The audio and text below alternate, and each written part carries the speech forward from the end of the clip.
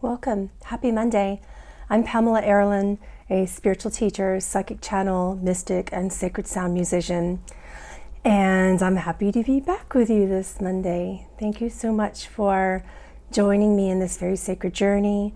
What I'm doing is reading from the sacred text, A Course of Love, by author Mari Perron, who had it strongly impressed upon her heart at one point in time in 2019 to channel the sacred words of Jesus. She felt that she was doing so as an extension, if you will, of the Oneness text, A Course in Miracles. And it was explained to her that, A Course in Miracles was needed for people to awaken during a certain time and era. And now that we are, in a new time and era, that we need this Course of Love. So I read it and it strongly touched me. And as a channel who primarily identifies with Christed beings, ascended masters, angelics, things of that nature, it really changed my life. So I thought I would read through this course verse by verse, and then I would use clear conduit channeling. That means I'm not going to trance, I'm awake. And I'm going to talk to its author, Jesus, and ask him to elaborate on it verse by verse as well. So we are in, the prelude right now on page 6, part 7. So we're going to go through a few verses, and then I'm going to stop verse by verse and talk to Jesus and ask him to give commentary, explanations, elaborations, whatever comments he has to share about what the book says. Okay. All right, part 7 says, it's easy to imagine how the Christ in you differs from your ego, but not as easy to recognize how the Christ in you differs from spirit. The Christ in you is that which is capable of learning in human form what it means to be a child of God. The Christ in you is that which is capable of bridging the two worlds. This is what is meant by the second coming of Christ.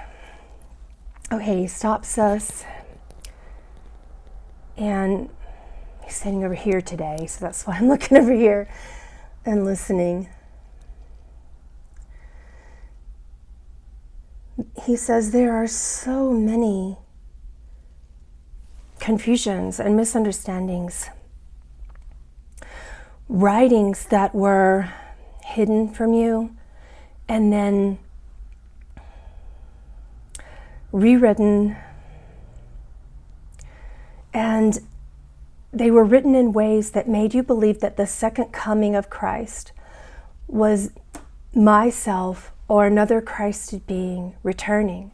This is common in all religions. This is common in most more modern books. Even what you may consider the Bible is a modern book by comparison. This is a modern teaching and sacred text, which we speak and channel today to express to you what I and all ascended masters originally, initially meant when we said and used certain terms being second coming, resurrection, atonement, sin, forgiveness. All of those words were misinterpreted, if you will. There's such a deep confusion and misunderstanding in my words. My intention, most lovingly, is to share with you the sacred, loving, original teachings that were identified in Gnosticism and prior through this modern text. My intention is to help you just remember what I originally shared with you as the true meanings of love in all of these divine teachings prior to their misunderstandings and rewritings.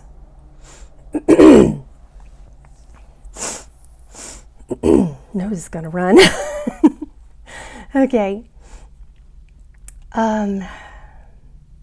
In part 8, we're going back to the book, it says, the ego is what you made. Christ is what God made.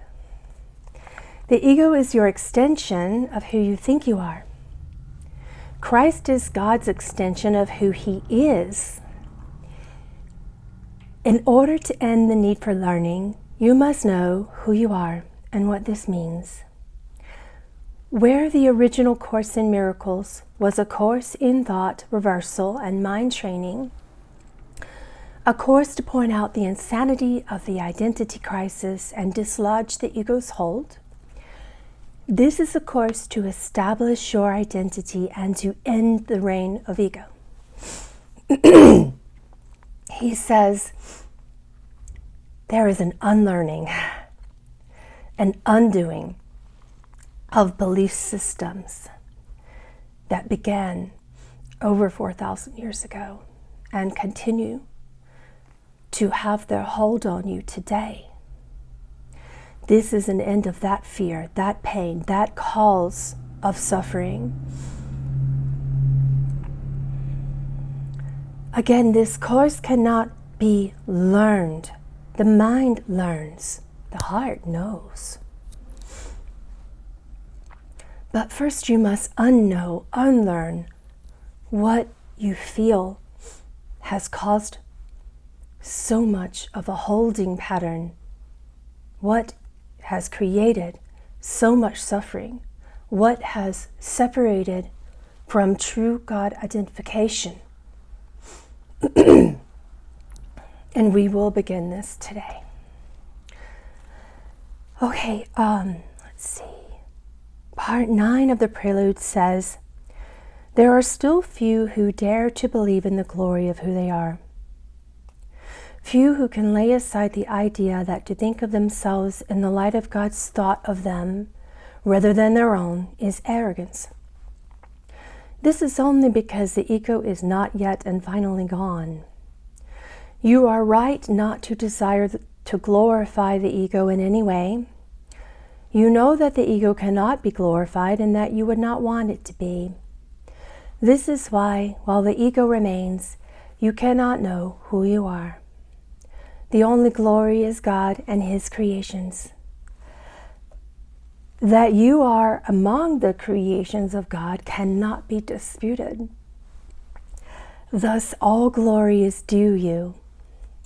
All glory is yours, and your efforts to protect it from the ego's reach are valiant but unnecessary. The ego cannot claim the glory that is yours. Okay,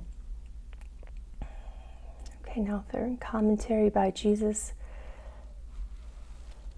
He says, I seek to share a new meaning of glory with you.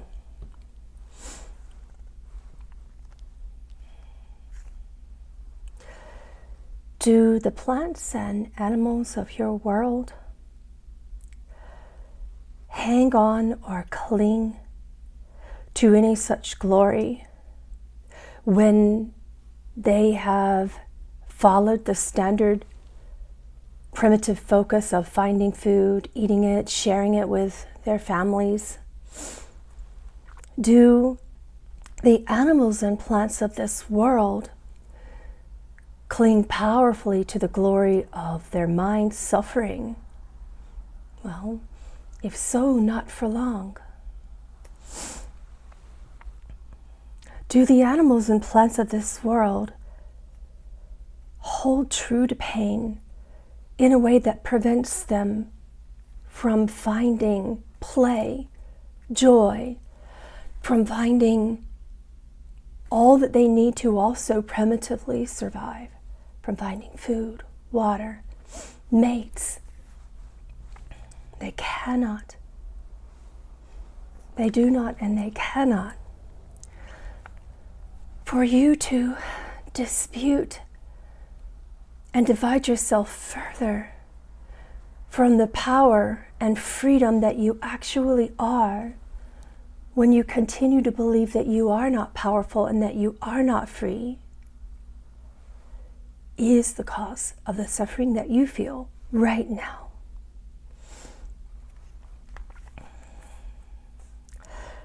Okay, part 10, he says, many of you desire to be foot soldiers, to just live the good life without claiming glory, without having any grand ideas about yourselves. It is possible to do much good without recognizing who you are, but it is impossible to be who you are. And you are what the world is for. He stops there and he said, hold that one sentence powerfully in your hearts with me for a moment. You are the reason why the world is created. You are your own purpose. You are the reason why you are here. And without you, God can't see itself, see its beauty, feel its beauty. You are the reason the world exists.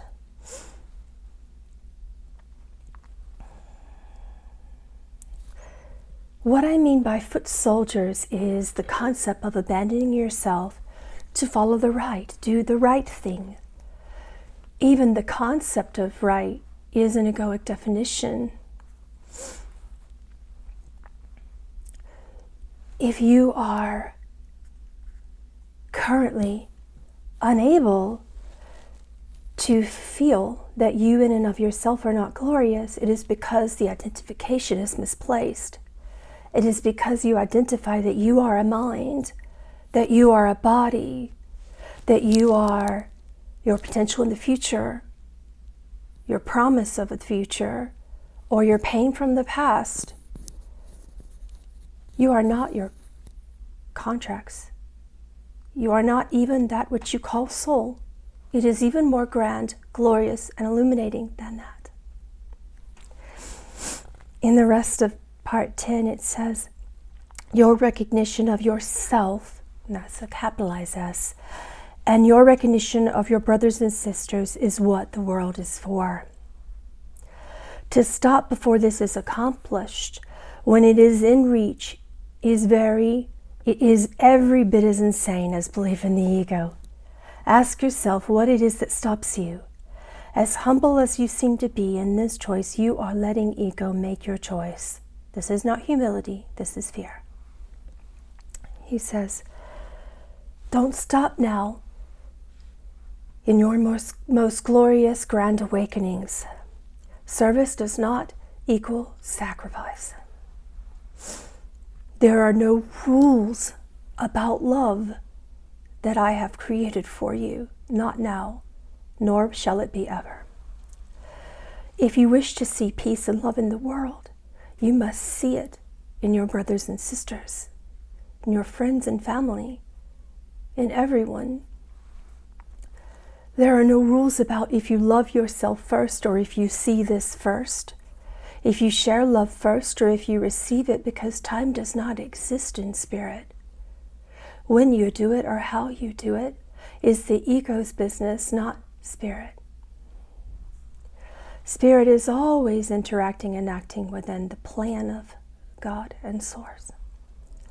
Don't stop now in this powerful, beautiful, illuminating accomplishment of divine memory of self. The world is insane because its culture is insane. The cultures are shifting and dying, but you are not. I love you.